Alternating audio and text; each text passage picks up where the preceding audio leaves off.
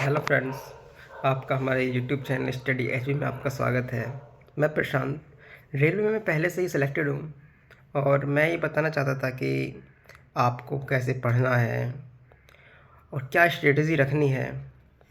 मैं इसी चीज़ को लेकर गाइडेंस करना चाहता था कि आपको पता है कि एग्ज़ाम्स बहुत आ रहे हैं। आरआरबी ग्रुप डी है, आरआरबी एनटीपीसी है, तो हमें क्या पढ़ना चाहिए। तो मैं आपसे सबसे पहले यही कहना चाहूँगा कि स्ट्रेस बिल्कुल ना रखें माइंड में।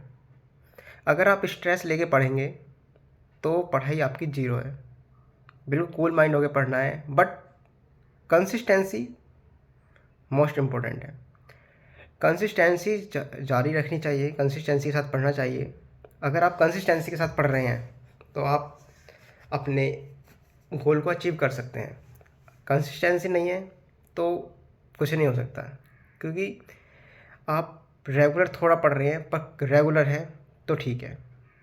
अगर आप ना 10 घंटे पढ़ रहे हैं, कल आप जीरो हैं, कल आप शादी में चले गए, फिर आप परसों आ रहे हैं 2 घंटे पढ़ लिया, ये कंसिस्टेंसी नहीं है, इनकंसिस्टेंसी है ये।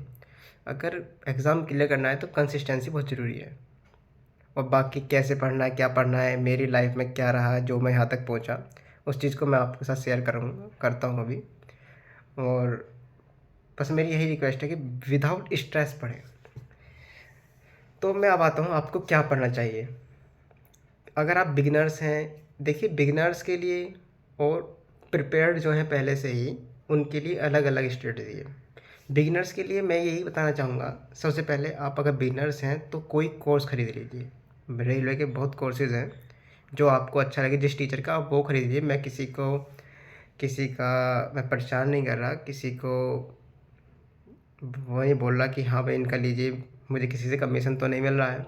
बट मैं ये कहूँगा आप यूट्यूब पर जाइए, आपको जिस टीचर का अच्छा लगे उन टीचर का कोर्स ख़रीदिए, आप पढ़िए फॉर बिगिनर्स।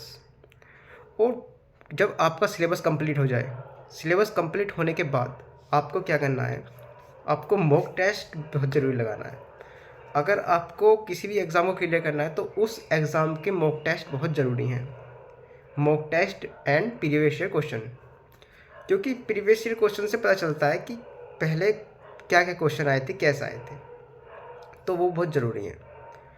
और आप प्रीवियस ईयर क्वेश्चन लगाइए, मॉक टेस्ट लगाइए, अपना स्कोर देखिए क्या रहा है, आप उसमें क्या गलती कर रहे हैं उसको एनालिसिस कीजिए।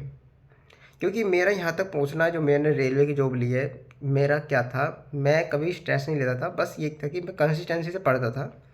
एंड मॉक टेस्ट तो मेरी प्रायोरिटी थी। मॉक टेस्ट तो मैं लगाता ही लगाता, 1-2 मॉक टेस्ट मैं डेली का लगाता था रेलवे का, जो मेरे को बहुत एग्ज़ाम में उसका बहुत फ़ायदा मिला।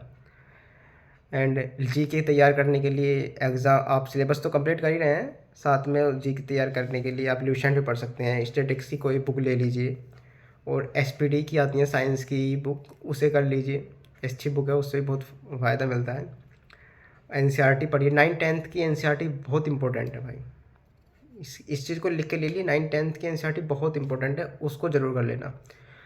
साइंस तो ये हो गया, जीके में स्टैटिक पढ़ लेना, एसपीडी करंट अफेयर आती है वो पढ़ लेना एग्ज़ाम से पहले, थोड़ा पूरा साल का आता है वो।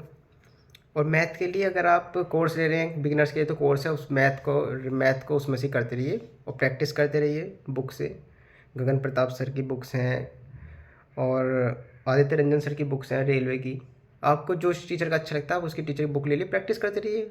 और मॉक टेस्ट तो आप दे रहे हैं, उससे अच्छा तो कुछ हो नहीं सकता। और बस कंटिन्यू रखिए, रिवीजन बहुत ज़रूरी है, जो भी आप पढ़ रहे हैं उसका रिवीजन बहुत ज़रूरी है। बस इतना ही काफ़ी बिगिनर्स के लिए। और जो अपना पहले से प्रिपेयर्ड है, एग्ज़ाम की तैयारी कर रहे हैं, फेलियर्स देख चुके हैं काफ़ी, उनको तो मैं बस यही बोलूँगा, आप प्रैक्टिस करते रहिए, मॉक टेस्ट लगाइए खूब दबाकर। जितना आप मॉक टेस्ट लाएंगे उतना ही आप सक्सेस के पास पहुँचेंगे।